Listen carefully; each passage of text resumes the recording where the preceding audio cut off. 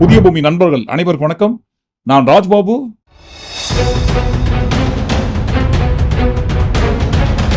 விஜய் சொல்றாரு இல்லைங்களா, மக்கள் மக்கள் மக்கள்னு. அந்த மக்களுக்கும் இந்த கும்பலுக்கும் இருக்கிற வித்தியாசத்தை தான் பாருங்க இந்த காணொலிக்குள்ள ஒட்டுமொத்தமா பார்க்க போறோம். அதற்கு முன்பாக நண்பர்கள் யார் யார் சப்ஸ்கிரைப் பண்ணாம இருக்கீங்களோ சப்ஸ்கிரைப் செய்து புதிய பூமிக்கு ஆதரவு தருமாறு கேட்டுக்கொண்டும், இந்த காணொலியை முழுமையாக பொறுமையாக பார்க்க வேண்டும் என்று அன்புடன் கேட்டுக்கொண்டும் இந்த காணொலிக்குள்ள போயிடுவோம். விஜய் சொன்ன அந்த மக்கள் இவங்க தான். யாராவது விஜய் வாகனத்தை திரும்பி பார்க்குறாங்களா? தஞ்சாவூர்ல பேசுறதுக்காக நேற்றைய தினம் போயிட்டு இருக்காரு இல்லைங்களா, விஜய் வண்டி போயிட்டு இருக்கு. சும்மா மட்டும் போகலைங்க, அவரோட வாகனம் மட்டும் போகவில்லை, முன்னாடியும் பின்னாடியும் எக்கச்சக்கமான வண்டி போகுது. மீடியா வாகனம் ஓப்பனா கேமராவை வைத்து பதிவு செய்து கொண்டு போகிறார்கள். யாராவது கூட்டம் கூட்டமா விஜய் வண்டிக்கு பின்னாடி ஓடுறாங்களா? ஓடவே இல்லை. அதற்கு காரணம் விஜய் சொன்ன அந்த மக்கள் தமிழ்நாட்டில் உள்ள கோடிக்கணக்கான பொதுவாக வாழ்கின்ற பொதுமக்கள். ஆனால் விஜயை ஃபாலோ பண்ற அந்த கூட்டம் இருக்கு இல்லைங்களா, சாரி கூட்டம் இல்ல, கும்பல் இருக்கு இல்லைங்களா, மாப் மென்டாலிட்டி கொண்ட வெறி பிடித்த ஜாம்பிஸ் கூட்ட கும்பல். அந்த கும்பல் தான் இந்த கும்பல்.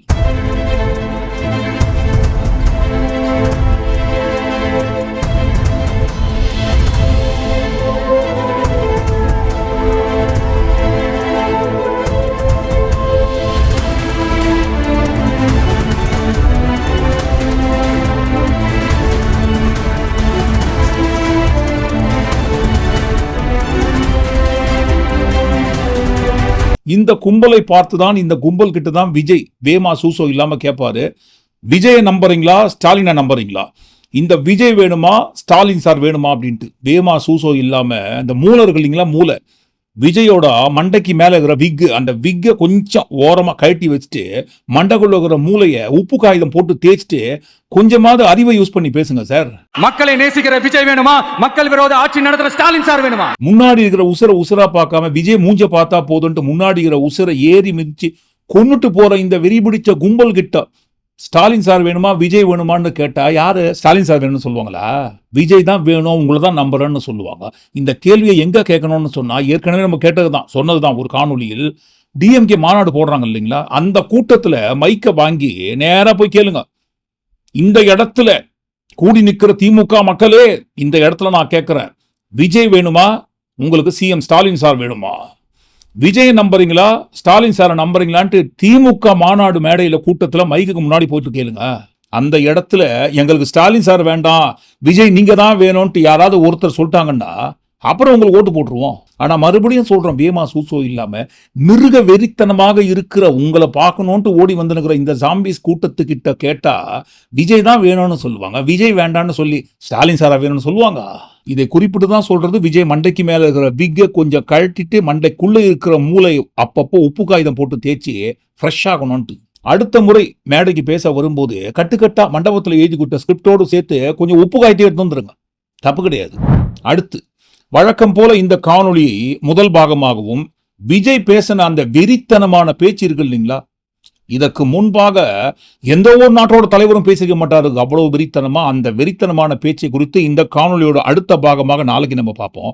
இந்த காணொலியில முழுக்க தஞ்சாவூர்ல விஜயோட ரசிக ஜாம்பிஸ் கூட்டம் பாப் மென்டாலிட்டியோடு செய்த அட்டூழியம் அக்கிரம அநியாயம் இருக்கு இல்லைங்களா, அதை குறித்து மட்டும்தான் இந்த காணொலிக்குள்ள முழுக்க பார்க்க போறோம். விஜய் சொல்றாரு இல்லைங்களா, 8 கோடி மக்கள் வீட்டுல நான் இருக்கிறேன், என் வீட்டுல 8 கோடி மக்கள் இருக்கிறாங்க, ஒவ்வொரு வீட்லயும் தமிழ்நாட்டில் இருக்கிற ஒவ்வொருத்தர் வீட்லையும் ஒவ்வொரு விஜயும் ஒவ்வொரு விஜய் இருக்காங்கன்னு சொல்லிட்டு விஜய் சொன்ன அந்த பொதுவான பொதுமக்கள் யாருமே விஜய சீண்டி கூட பார்க்கல. நேற்றைய தினம் தஞ்சையில் விஜயோட கூட்டத்தில் வழக்கம் போல பாருங்க கொக்கரிப்பதற்காக போயின்னு இருக்காரு. ரோட்ல போறாரு, ரோட்ல விஜய் வண்டி போயிட்டு இருக்கு, கூட 7-8 வண்டி போயிட்டு இருக்கு, மீடியா வாகனம் ஃபாலோ பண்ணிட்டு கேமராலாம் ஷூட் பண்ணிட்டு போயிட்டு இருக்காங்க. யாரும் அவரை சட்டை கூட பண்ணலீங்களே. ரோட்ல போயிட்டு இருக்கிற மக்கள் யாராவது ஒருத்தர் 2 பேர் திரும்பி பார்த்தா கூட அது விஜய் வண்டி போகுதுன்னு தெரிந்து கொண்ட பிறகும் கூட யாருமே ஓரமா நிறுத்தி தலைவா நீதான் தலைவா தமிழ்நாடு, இனிமே உனக்காக தான் 8 கோடி பேரும் காத்துனுக்குறோன்ட்டு யாருமே விஜய் வண்டியை ஃபாலோ பண்ணிட்டு வண்டியை நிறுத்தி செல்ஃபி எல்லாம் எடுக்கலீங்களே. விஜய் வாகனம் சிக்னல்ல நிக்குது, சிக்னல்ல நிக்கிற விஜய் வண்டிக்கு முன்னாடி பின்னாடியும் லெஃப்ட்லயும் ரைட்லயும் எல்லா மக்களும் அப்படிதான் நின்றுட்டு இருக்காங்க. சிக்னல் விழுதான்னு பாக்குறாங்க, விழுந்ததுக்கு அப்புறம் போயிட்டே இருக்காங்க. விஜய் வாகனத்தை ஃபாலோ பண்ணிட்டு யாரும் போலீங்களே. ஏன் போகல? 8 கோடி மக்கள் வீட்டில் வாழ்ந்திருக்கிற உலக மகா மாபெரும் தலைவர் வண்டி போயின்னு இருக்கு. ஒவ்வொருத்தர் வீட்லையும் ஒரு விஜயும் இருக்கிறாங்கன்னு சொல்ற அந்த ஒவ்வொருத்தர் வீட்டில இருந்து கிளம்பி போற வாகன ஓட்டிகள் யாருமே ஏன் விஜய சட்டை கூட பண்ணல, திரும்பி கூட பார்க்கல. ஏன் திரும்பி பார்க்கவில்லை என்று சொன்னால் அவங்கெல்லாம் மக்கள், பொதுமக்கள், தமிழ்நாட்டில் உள்ள கோடிக்கணக்கான மக்கள். விஜயை திரும்பி பார்க்கணும் அவசியம் கிடையாது. பொழப்பு வேலை வெட்டி எல்லாம் விட்டுட்டு விஜய் வண்டியை ஃபாலோ பண்ணிட்டு மூஞ்சி முகரெல்லாம் பேத்துக்கணும்னு அவங்களுக்கு அவசியம் கிடையாது. தமிழ்நாட்டில் உள்ள பொதுவான கோடிக்கணக்கான பொதுமக்களுக்கு அவங்கவுங்க குடும்பம் வேணும், அவங்கவுங்க குழந்தைங்க வேணும், அவங்கவுங்க அப்பா அம்மா வேணும், அவங்கவுங்களோட வேலை வேணும், அவங்கவுங்களோட பொழப்பு வேணும், பொழப்பை தேடி ஓடினுக்கிறாங்க. ஆனா எதுவுமே இல்லாம விஜய் மட்டும்தான் வேணும்னு சொல்லக்கூடிய அந்த கும்பல் இருக்கு இல்லைங்களா, கும்பல் தமிழ்நாட்டில் வாழ்ந்து கொண்டிருக்கும் 8 கோடிக்கும் அதிகமான மக்களுக்குள்ள இருக்கிற அந்த குறிப்பிட்ட சின்ன கும்பல், அந்த கும்பல் தான் விஜயை ஃபாலோ பண்ற மாப் மென்டாலிட்டி கொண்ட வெறித்தனமான வெறி பிடிச்ச மனித மிருக கும்பல். மாப் மென்டாலிட்டி கொண்ட இந்த மனித மிருக வெறி பிடித்த கும்பலை தூண்டி விடுறது யாருங்க? விஜய். கரூர்ல விஜய் கூட்டிய கூட்டத்தில், விஜயை பார்ப்பதற்காக கூடியிருந்த கூட்டத்தில் 41 விலை மதிப்பில்லாத உயிர்கள் பறிபோன பிறகும் கூட விஜய் வாகனத்தை ஃபாலோ பண்ற கும்பலை ஒரு ஓரமா நிறுத்தி வண்டியை விட்டு கீழே இறங்கி, ஏண்டா உங்களுக்கெல்லாம் அறிவு இருக்குதா? விஜய் கேட்கணும். அந்த கும்பலை ஓரமா நிறுத்திட்டு வண்டியை விட்டு கீழே இறங்கி விஜய் கேட்கணும், உங்களுக்கெல்லாம் அறிவுன்றது இருக்குதா? 41 உயிர் இப்பதானே கரூர்ல பறி போச்சு. திரும்ப ஏண்டா என் வண்டியை ஃபாலோ பண்ணிட்டு இந்த மாதிரி உயிர் எடுக்கிறீங்க? உங்களுக்கு என்னடா வேணும்? நான் தான் அங்க வந்து பேச போறேன்ல. இங்க இருக்கிற மூஞ்சி தான் அங்க இருக்க போகுது, அங்க இருக்கிற மூஞ்சி தான் இங்க இருக்க போகுது. அங்க வந்து பாக்குற மூஞ்சி அங்க போய் பாருங்களேன். அதுக்குள்ள உங்களுக்கு என்னையா அவசரம்? என் வண்டியை ஃபாலோ பண்ணிட்டு வந்து ஏண்டா என் உயிரை எடுக்கிறீங்கன்ட்டு விஜய் இறங்கி கேட்கணுமா, கேட்கக்கூடாதா? நியாயமா பார்த்தா கேட்கணும். ஒரு நல்ல தலைவன் அப்படின்ற ஒரு இடத்துல இருக்கிறவர் நியாயமா கேட்கணும், கேட்பாரு. ஆனா விஜய் எப்படிங்க? தூண்டி விடுறவரு, தன்னை ஃபாலோ பண்ற அந்த கும்பலை பார்த்து ரசிக்கிற மனநிலை கொண்ட சைக்கோங்க அவரு. கரூர்ல 41 பேரை கொன்ன பிறகும் கூட, விஜய் கொன்ற பிறகும் கூட விஜய்க்கு துளி அறிவு கூட இல்லாமல் இந்த கும்பலை அவர் என்கரேஜ் பண்றாருங்க. அவரு ஓடுற விஜயோட வாகனத்தின் மீது ஏறி நிக்கிறவங்களை பார்த்து என்ன சொல்லணும்? வண்டியை நிறுத்துப்பா, நீ கீழே இறங்குப்பா, அப்புறம் தான் இந்த வண்டி மூவ் ஆகணும் சொன்னோம் இல்லைங்களா? சொல்ல மாட்டாரு, போஸ் கொடுக்குறாரு. ஓடுற வண்டியின் மீது நிக்கிற அந்த ஜாம்பிஸ் கூட்டத்துக்கு போஸ் கொடுக்குறாருங்க அவரு. ஏன் போஸ் கொடுக்குறாருங்க? ஏன்னா செட்டப் பண்ண கிரௌடு, கஷ்டப்பட்டு இவர் தானே செட்டப் பண்றாரு, ஆட்களுக்கு காசெல்லாம் கொடுத்து. எனக்கு மாசு குறையவே இல்லை. 41 பேரை கொன்ற பிறகும் கூட, 41 இல்லை 49 பேர் கொன்ற பிறகும் கூட எனக்கு மாசு குறையாம இருக்குன்னு காட்டணும் இல்லைங்களா? அதுக்காக தான் பாருங்க, ஒரு கும்பல் கிட்ட காசை கொடுத்து அந்த கும்பல் மூலமாக மாசை ஏத்துறதுக்காக செட்டப் பண்ற கூட்டங்க இது. விஜயை பார்க்கறதுக்காக உண்மையிலேயே கூட வேண்டும் என்று சொன்னால், விஜய் சொன்ன அந்த 8 கோடி மக்கள் ஒவ்வொருத்தர் வீட்டுல விஜய் இருக்காங்கன்னு சொன்னா, அவர் வீட்டுல இருந்து கிளம்பும் போதே வண்டியை பொதுமக்கள் ஃபாலோ பண்ண வேண்டியதானே? பொதுவான மக்கள் ஏன் பண்ணலங்க? அவர் பாட்டுக்கு வந்து நிற்காரு, மக்கள் பாட்டுக்கு போய் நிற்கிறாங்க. ஆனால் ஒரு குறிப்பிட்ட இடத்துக்கு வந்த உடனே ஒரு கும்பல் ஃபாலோ பண்ணணும்னு சொன்னா, அது இவங்க செட்டப் பண்ற கும்பல். காசு செலவு பண்ணி காசை கொடுத்து ஒரு கும்பல் அப்படியே மொத்தமா மாப் மென்டாலிட்டி மாதிரி உருவாக்கி இவருக்கு பெரிய அளவுல செல்வாக்கு இருப்பதை போல காட்டுற கேவலமான புத்தி செட்டப்புங்க இது. வண்டிக்குள்ள உட்கார்ந்து வண்டிக்கு வெளியே நிக்கிற ஜாம்பிஸ் கூட்டத்துக்கு போஸ் கொடுக்குற இந்த போஸ் எங்க போய் நிக்குது தெரியுங்களா? ICU வார்டுல போய் நிக்குது. விஜயோட வாகனத்தை பின்தொடர்ந்து கொண்டிருக்கும் இந்த கும்பல்.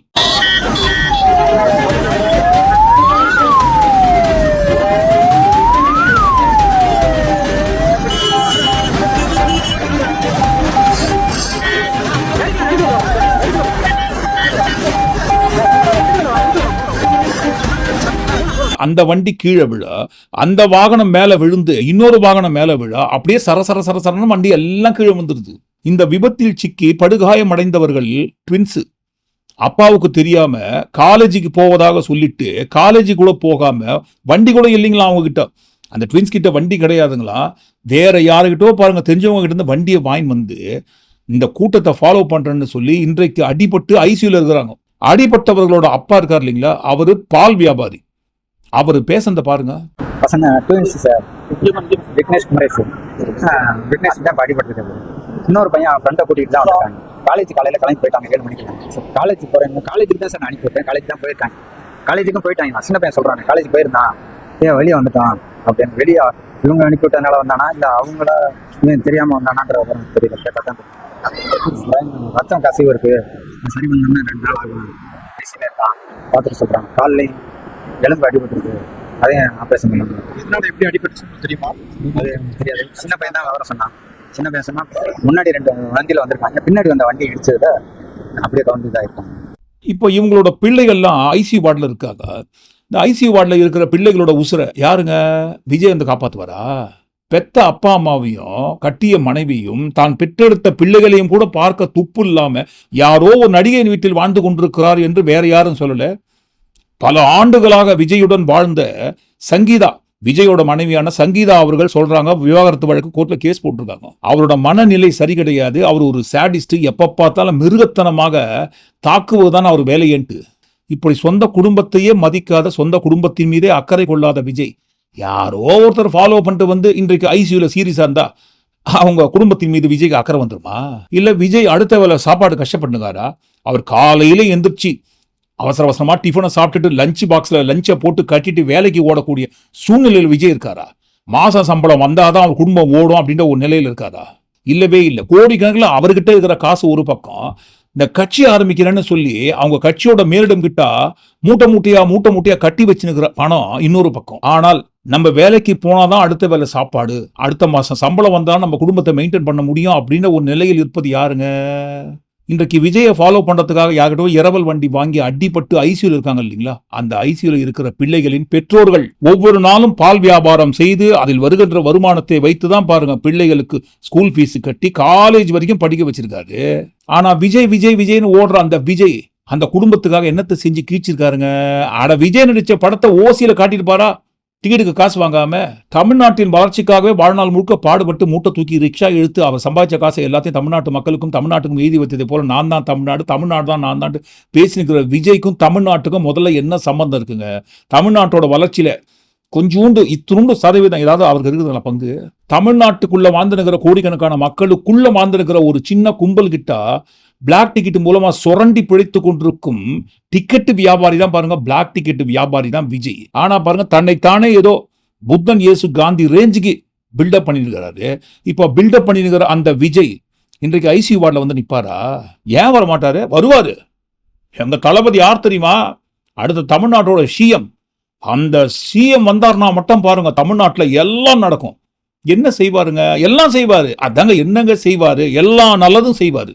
அந்த நல்லதுன்னு சொல்ற அந்த நல்லதுல ஏதாவது ஒரு நல்லதை சொல்லுங்க சார். எல்லாம் செய்வார். ஆனா என்னத்தை செய்வாருன்ட்டு கட்சி மட்டும் சொல்லவே மாட்டாங்க. இதுல வேற பாருங்க, நிறைய பேசினாரு, நல்லதை பேசினாருன்னு சொல்லாதீங்க. படிச்சாரு. மண்டபத்துல யாரோ குரூப் எழுதி கொடுக்குற ஸ்கிரிப்டை படிச்சாருன்னு சொல்லாம நல்லா சொன்னாரு. அந்த நல்லா சொல்றதை கேட்கறதுக்காகத்தான் நாங்க குழந்தை குட்டியெல்லாம் பார்க்க மாட்டோம். எனக்கு குழந்தைய விட விஜய் தான் முக்கியம். எனக்கு குழந்தைய விட விஜய் தான் ரொம்ப பிடிக்கும். ரொம்ப சந்தோஷமா இருக்குண்ணா. ரொம்ப சந்தோஷமா இருக்கு. ரொம்ப பிடிக்கும். சின்ன வயசுல இருந்து பிடிக்கும். ரொம்ப என் பொண்ணோட ரொம்ப பிடிக்கும் அவரை. இந்த மாதிரி கேமராவுக்கு முன்னாடி வெக்கமான சூடு சொன்ன இல்லாம, வேமா சூசோ இல்லாம பேசுவதை குறித்து நம்ம நிறைய காணொலியில் ஏற்கனவே பதிவு பண்ணியிருக்கோம். இதெல்லாம் அவங்களா பேசல, பேச வைப்பது. காசு கொடுத்து செட்டப் பண்ணி விஜய்க்கு பெரிய மாசு இருப்பதை போல கிரியேட் பண்ற ஒரு மென்டாலிட்டி.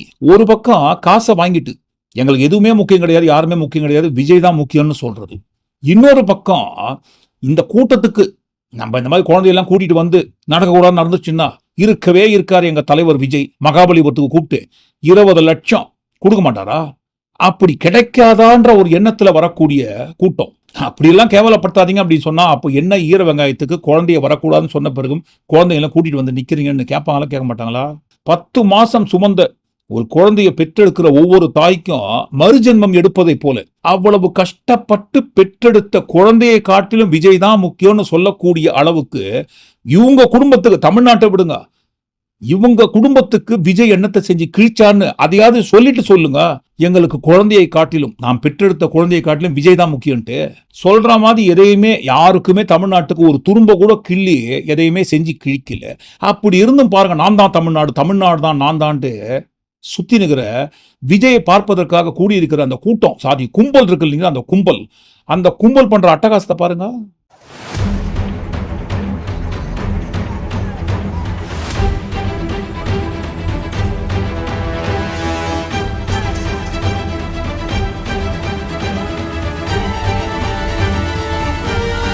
$4,900 பேர் வருவாங்கன்னு அனுமதி வாங்கிட்டு நாங்க QR கோடு பாஸ் எல்லாம் கொடுத்து ரொம்ப நீட் அண்ட் கிளீன் தொண்டர் படையெல்லாம் வைத்து நாங்க கூட்டத்தை கட்டுப்படுத்துறோம்னு சொல்லி தான் அனுமதி வாங்குறாங்க.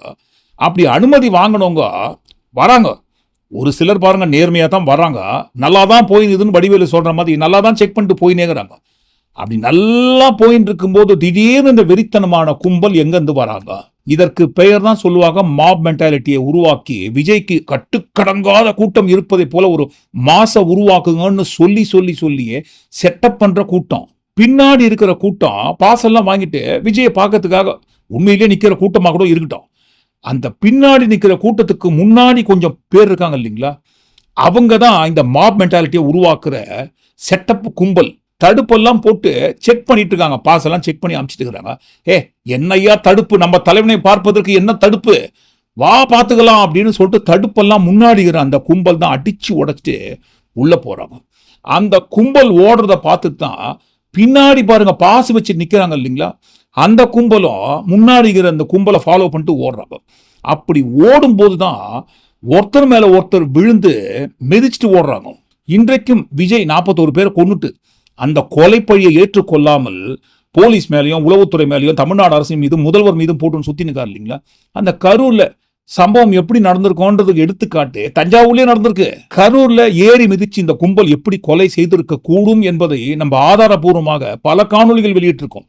இந்த கரூர் சம்பவத்தை மையப்படுத்தி நம்ம தான் அதிகப்படியாக காணொலி வெளியிட்டிருப்போம் நம்ம நினைக்கிறோம். சும்மா சொல்லணுங்க, உண்மையிலே நண்பர்கள் எல்லாருக்குமே தெரியும் அந்த கரூர் சம்பவம் நடந்த நாள் முதல் ஆதாரபூர்வமாக வீடியோ ஆதாரங்களோட இந்த கும்பல் எப்படி கொலை செய்திருக்க கூடும் என்பதை ஆதாரபூர்வமாக காட்சிப்படுத்தி இருக்கோம் பல காணொலிகளில். அந்த வரிசையில தஞ்சாவூர்லயே ஆதாரபூர்வமா நிரூபிச்சாங்களே. அங்க பாருங்க, கும்பல் ஓடி வராங்க, கீழே விடுறவங்க மேல ஏறி மிதிச்சுன்னு ஓடுறாங்க. இந்த வெறித்தனமா ஏறி மிதிச்சுட்டு ஓடுற இந்த கும்பல் எந்த அளவுக்கு ஓடிக்காங்க தெரியுங்களா, கை கால்கள்லாம் முறிகிற அளவுக்கு. ஒருத்தர் பாருங்க முடியாமே உட்காந்துட்டார், அப்படியே கால் முறிஞ்சு போயிட்டு வீங்கிச்சு. உடையணும், கை உடையணும், கால் முறியணும், மூஞ்சி முகரெல்லாம் பேந்துடணும், பல உயிர்கள் போகணும். அப்படி போகும்போது தான் ஆஹா தளபதிக்கு மாசு குறையாத கூட்டம் அள்ளுது போ அப்படின்னு சொல்ல வைக்க வேண்டும் என்பதற்காகத்தான் பாருங்க உருவாக்கப்பட்ட இந்த மாப் மென்டாலிட்டி கும்பல். ஏனென்றால் விஜய் கூட்டம் நடத்துற எல்லா காணொலியிலும் தொடர்ந்து பதிவு பண்ணுவோம், இந்த கும்பல் எப்பவுமே வெறித்தனமா தான் ஓடிட்டு இருக்கு. ஒரு கூட்டத்துல நடக்கிற அந்த விஷயத்தை பார்த்துட்டு இனிமே அடுத்த கூட்டத்துல இதை போல நடக்காம பார்த்துக்கணும்ட்டு உண்மையிலேயே ஒருவேளை இந்த எண்ணம் விஜய்க்கும் விஜய் கட்சிக்கும் இருந்திருந்தால் கட்டுப்படுத்திருப்பாங்க இல்லைங்களா இந்த கூட்டத்தை. ஏன்பா அப்படி பண்றீங்க, கொஞ்சமாவது கட்டுப்பாடோடு இருங்கப்பான்ட்டு ஈரோட்ல தவறு நடந்ததை சேலத்துல கட்டுப்படுத்திருக்கலாம். சரி, சேலத்துல கட்டுப்படுத்தல, அந்த சேலத்தில் நடந்த தவறை வேலூர்ல கூட்டம் நடக்கும்போது அதே மாதிரி தவறு நடக்காம பார்த்துருக்கலாம். ஆனால் தொடர்ந்து வைக்கிற தடுப்புகளை அடிச்சு உடைச்சிட்டு ஓடுற இந்த வெறித்தனமான கும்பலை கட்டுப்படுத்தாம பண்றாங்கன்னு சொன்னா இவங்க இதை ரசிக்கிறாங்க. ரசிச்சு அணுவா இந்த கும்பலை தூண்டி விட்டு செட்டப் பண்ணி உருவாக்குறாங்க, மாப் மென்டாலிட்டியை கிரியேட் பண்றாங்க. ஒண்ணும் கிடையாதுங்க, இவங்க தான் இந்த கூட்டத்தை தூண்டி விடுறாங்கன்றதுக்கு முக்கியமான ஆதாரம் என்னவென்றால் சங்கீதா விஜய். இவங்க 2 பேரும் இருக்கிற போட்டோவை பெரிய அளவுல ஃப்ரேம் போட்டு அந்த கூட்டத்துல ரசிகர்கள் தூக்கி காட்டுறாங்களாம். பாத்துக்கங்க, எங்க தளபதிக்கும் சங்கீதாவுக்கும் எந்த பிரச்சனை கிடையாது, அவங்க 2 பேரும் ஒற்றுமையா தான் இருக்கிறாங்க, நல்லா தான் இருக்கிறாங்க, திமுக தான் சதி பண்ணி அவங்க பிரிஞ்சுட்டு தான் பொருளை கலப்புறாங்கன்ற ரேஞ்சில் 2 பேரும் ஒன்னா இருக்கிற போட்டோவை அந்த தஞ்சாவூர் கூட்டத்தில் ரசிகருங்க பாருங்க எவ்வளவு பெருசா தூக்கி வச்சுருக்கிறாங்க. தப்பு கிடையாது இந்த மாதிரி செட்டப் பண்றதெல்லாம். ஆனா பாருங்க, மண்டை மேல இருக்கிற கொண்டையை மறந்துட்டீங்களே, ரசிகர்கள் கையில வச்சுருக்கிற இந்த போட்டோவை இதற்கு முன்பாக வேற ஒருத்தர் கையில இருந்தது. யார் கையிலங்க, நம்ம ஆனந்த் அவர்கள் கையில தான். அவர் தான் முதல்ல இந்த போட்டோவை, அவ்வளோ பெரிய போட்டோவை 4-5 பேர் சேர்ந்து தூக்கின்னு வராங்க. அதுல முக்கியமானவர் ஆனந்த். இவங்க தான் ரெடி பண்ணி இந்த போட்டோவை ரசிகர்கள் கிட்ட கொடுத்து எப்படியாவது உயரமா காட்டுங்கப்பா கேமரால பதிவாகிற மாதிரி, நம்ம தளபதிக்கும் சங்கீதாவுக்கும் எந்த பிரச்சனை இல்லைன்ட்டு இமேஜை பூஸ்ட் பண்ணுங்க. ஏன்னா தேர்தல் தேதி நெருங்க போகுது, கிட்ட வந்துடுச்சு. இந்த நேரத்துல சொந்த குடும்பத்தையே காப்பாற்ற துப்பு இல்ல, இவராப்பா தமிழ்நாட்டை காப்பாற்ற போறாரா அப்படின்ற ஒரு உண்மை வெளியே தெரியக்கூடாதுன்றதுக்காக எப்படியாவது பெண்கள் சப்போர்ட்டை தூக்கி நிறுத்தத்துக்காக இந்த போட்டோவை காட்டுங்கன்ட்டு இவங்க தான், விஜய் தான் பாருங்க ரெடி பண்ணி ஆனந்த் கிட்ட கொடுத்துருக்காரு. ஆனந்த் அந்த கும்பல் கிட்ட கொடுத்துருக்காரு. இதை குறிப்பிட்டு தான் சொல்றது, இவ்வளவு அழகா செட்டப் பண்ற உங்களால மண்டைக்கு மேல இருக்கிற கொண்டையை மறந்துட்டீங்களே சார். சுத்தி கேமரா ஆகுது, எங்க பார்த்தாலும் கேமரா ஆகுது, யார் மூலமாவது வெளியே வந்துடும் இல்லைங்களா. நல்ல வேலை இந்த வெளியே வந்துடும் சொல்லும் போது தான் ஒரு காட்சி ஞாபகத்துக்கு வருது. எங்க இந்த மிருதன் 2 படம் எடுத்துனுக்கிறதா சொன்னாங்களே, அந்த டீம் எல்லாம் தூங்கிட்டு இருக்காங்களாங்க. நல்ல அற்புதமான காட்சி, ரொம்ப நேச்சுரலா 10 பைசா செலவு இல்லாம கேமரா மட்டும் எடுத்து வந்தா போதுமே, பதிவு பண்ணிக்கலாமே. அங்க பாருங்க, ஹரியும் சிவனும் ஒண்ணு, அறியாதவங்க வாயில மண்ணுன்னு சொல்ற மாதிரி மிருதன் படத்துக்குள்ள வருகின்ற அந்த கூட்டமும் இப்போ ரியலா நம்ம பார்த்துனுக்கிற இந்த ரசிக மனநிலை பிடித்த வெறித்தனமான கும்பலும் ஒண்ணு, அறியாதவங்க வாயில ஜிஎஸ்டி இல்லாத தேங்காய் பன்னு. மிருதன் 2 படத்தோட டீம் மட்டும் கொஞ்சம் வெளியில் எட்டி பார்த்து கேமரா மட்டும் கொண்டு வந்திருந்தீங்கன்னா காசே செலவு பண்ணாம சிஜி ஒர்க் எல்லாம் இல்லாம ரொம்ப அழகா அற்புதமா எடுத்துருக்கலாமே ஷூட்டிங்கு. இருந்துட்டு போட்டான். எங்க தளபதி பேச பார்த்தா போதும், அங்க பார் தளபதி என்ன மாதிரி போயினுக்காரு பாரு. அப்படி போகும்போது சும்மா போலாமா? போகக்கூடாது. ஏங்க அவர் சும்மா தாங்க வந்தாரு, ஆனா சும்மா போகக்கூடாது. என் தளபதியோட மாசு எப்படின்னு நாங்கள் காட்டணும். அதுக்கு என்ன பண்ணணுங்க, போகும்போது அந்த கிரவுண்டை விட்டு வெளியே வந்து எல்லா கூட்டமும் மொத்த பேரை சூழணும். படை சூழ்ந்து பார்க்கறத பார்த்து தான் எதிராளிகளுக்கு கொலை நடுங்கணும். விதியோடு மோது, ஆனால் விஜயோடு மோதாதே. பாத்தியா, அங்க பார் எவ்வளவு கூட்டம் பார். தளபதி விஜய்னா சும்மாவா? வேனே தெரியல, ரோடே தெரியல, அந்த அளவுக்கு கூட்டம். எவ்வளவு கூட்டம் இருக்கும்? ஒரு 50 லட்சம் பேர் இருப்பாங்க. இது சும்மா சின்ன சாம்பிள். விஜயோட வண்டிக்கு வழி விடாம தமிழ்நாட்டு மக்கள் வேலை வெட்டி எல்லாம் விட்டுட்டு மக்கள் பொதுவான மக்கள் 50 லட்சம் பேர் நிக்கிறாங்க. 50 லட்சம் பேர் சும்மா சாம்பிள் தான். 8 கோடி பேர் பின்னாடி வந்துனுக்குறாங்க. விடுவோமா எங்க தளபதியை? விடமாட்டமே. நாங்க யாருன்னு காட்டுறோம்னு சொல்லி வேமா சூசோ இல்லாம சுத்தி இருக்கிற அந்த சின்ன கும்பல், இந்த கும்பல் கூட ஏன் வெளியே வந்தாங்க? வர வச்சிருக்காங்க செட்டப் பண்ணி. கரூர் சம்பவத்திற்கு பிறகு விஜய் வண்டி எடுத்துன்னு வெளியே வந்தாருன்னா அந்த அளவுக்கு பெரிய அளவுல கூட்டம்.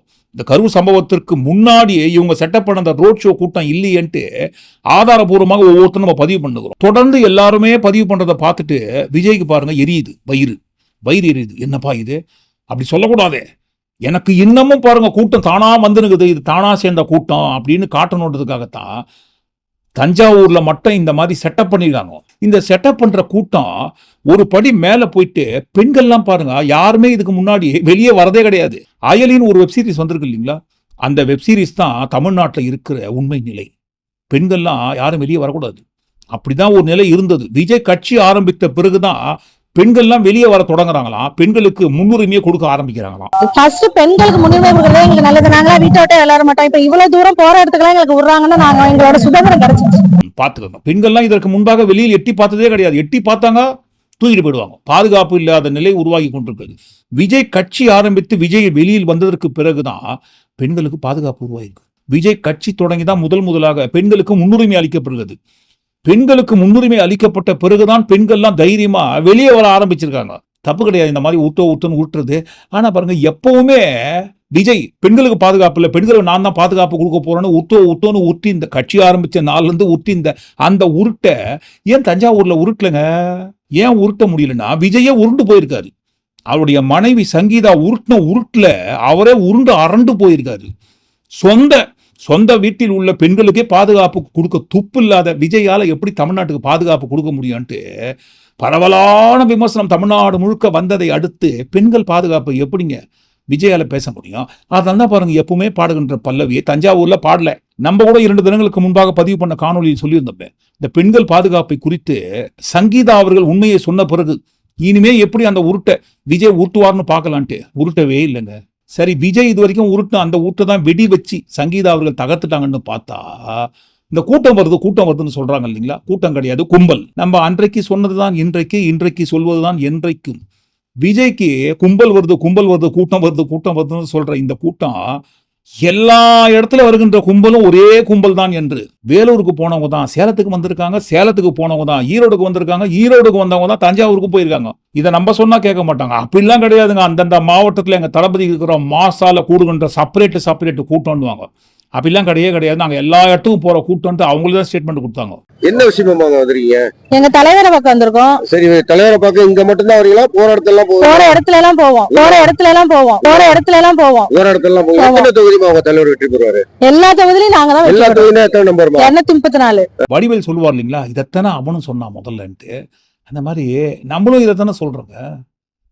கும்பல் வருதுன்னு சொன்னா இந்த கும்பல் எல்லா இடத்துலயும் சேர வேற கும்பல் கிடையாது. ஒரே இடத்துக்கு வந்த கும்பல் தான் மாறி வந்துனுக்குது. என்ன பாருங்க, விஜய் கூட்டம் போடுற இடத்துல பாஸ் எல்லாம் செக் பண்ணிட்டு போயின்னுக்குறாங்க. அப்படி போயின்னு இருக்கும் போது திடீர்னு ஒரு கும்பல் வெறித்தனமா தடுப்பெல்லாம் அடிச்சு உடச்சிட்டு போலீஸ் பேச்செல்லாம் கேட்காம போலீஸ் எல்லாம் தள்ளி விட்டுட்டு பெண்கள் எல்லாம் பாருங்க கீழே தள்ளி மேலே ஏறி மிதிச்சுட்டு ஓடுற அந்த கும்பல் எல்லா இடத்துலயும் இருப்பாங்க. அந்த ஊர்ல அந்த மாதிரி விஜய் ரசிகர்கள் இருந்தாங்கன்னா கொஞ்சமாவது வேற ஊர்ல நியாயமா இருப்பாங்க இல்லைங்களா? ஆனா எல்லா ஊர்லயும் சொல்லி வச்ச மாதிரி ஒரே மனநிலையோடு வெறித்தனமா இந்த கும்பல் ஓடுறாங்கன்னு சொன்னா, அப்போ எல்லா ஊர்ல கூட்டம் போடும் போதும் செட்டப் பண்ணி கூட்டிட்டு வர ஒரே கும்பல், அந்த ஒரே கும்பல் தான் எல்லா இடத்துலயும் விஜய்க்கு கட்டுக்கடங்காத மாஸ் இருப்பதை போல ஒரு தோற்றத்தையும் பிம்பத்தையும் கிரியேட் பண்றாங்க. இந்த கும்பல் வேற யாருமே கிடையாதுங்க, நாங்க தாங்க. நாங்க எல்லா இடத்துக்கும் போவோம், எங்கெல்லாம் விஜய் போறாரோ அங்கெல்லாம் நாங்க போவோம்னு சொல்ற எல்லா இடத்துக்கு வர ஒரே கும்பலுங்க இது. விஜயும் விஜய் கட்சியும் கூட்டிட்டு வர இந்த கும்பல் தான் ஒவ்வொரு கூட்டம் போடும் போதும் எங்களுக்கு குழந்தை முக்கியம் கிடையாது, புருஷன் முக்கியம் கிடையாது, பொண்டாட்டி முக்கியம் கிடையாது, அப்பா முக்கியம் கிடையாது, அம்மா முக்கியம் கிடையாது, குழந்தை முக்கியம் கிடையாது, யாருமே முக்கியம் கிடையாதுங்க, விஜய் தான் வேணும், விஜய் தான் வேணும். ஒரு குறிப்பிட்ட கும்பல் மட்டுமே திரும்ப திரும்ப திரும்ப திரும்ப பேசினுக்கிறாங்க. அது மட்டும் கிடையாதுங்க.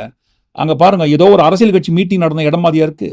2 நாட்டுக்கும் இடையில் ஏதோ வன்முறை வெடிச்சு அந்த நாட்டை சேர்ந்தவங்களும் இந்த நாட்டை சேர்ந்தவங்களும் அடிச்சுக்கின்னு மிச்சம் மீதி அவங்க செருப்பெல்லாம் கீழே இருக்கிற மாதிரி இல்லைங்க. செருப்பை கூட விட்டுட்டு ஓடுறாங்கன்னு சொன்னா, தமிழ்நாட்டை எங்க தளபதி தலைமையில தூக்கி நிறுத்தணும், அதுக்காக தான் எங்களுக்கு இவ்வளவு வெறி. எப்படியாவது இந்த வெறித்தனமா ஓடி முன்னாடி இருக்கிறவங்களை ஏறி மிதிச்சு கொண்டாது அதில் பாதாளத்தை தொங்கி நிற்கிற தமிழ்நாட்டை நாங்க எப்படியாவது தளபதி தலைமையில தூக்கிடுவோம். இப்படி இருக்கும்போது மாஸ் இருக்குன்னு சொன்ன அந்த மாஸ் நடிகன் பின்னாடி ஒரே ஒரு கட்சி கூட கூட்டணிக்கு வரவில்லை என்று சொல்லும் போது அந்த மாஸ் நடிகனோட வெறி எப்படி இருக்கிறதுக்கு ஏறுங்க, எப்படி வெறி ஏறும் ஏறு இருக்குன்றதான் பாருங்க. இந்த காணொலியோட தொடர்ச்சியாக நாளைக்கு வெளியிடும் அந்த பாகத்துல பார்க்க போறோம். என்ன அந்த காணொலியை பார்க்கும்போது பார்க்குற நமக்கும் கொஞ்சம் வெறி ஏறத்துக்கும் வாய்ப்பு இருக்குது. ஏன்னா அந்த காணொலிக்குள்ள வரப்போற வெறி அந்த மாதிரி. நீங்க என்ன நினைக்கிறீங்க? ஒட்டுமொத்தமா எல்லாத்தையும் கூட்டி கழிச்சு இந்த காணொலிக்குள்ள வந்த முதல் பாக வெறியை குறித்து, இந்த முதல் பாகத்துக்குள்ள வந்த கும்பலை குறித்து, கும்பலோட மாப் மென்டாலிட்டியை குறித்தும் நீங்க என்ன நினைக்கிறீங்கன்னு கண்டிப்பா உங்க கருத்துக்களை பதிவு பண்ணுங்க. நாளைக்கு வெளியிடும் அந்த பாகத்தில் நாம் சந்திப்போம். மீண்டும் நன்றி, வணக்கம்.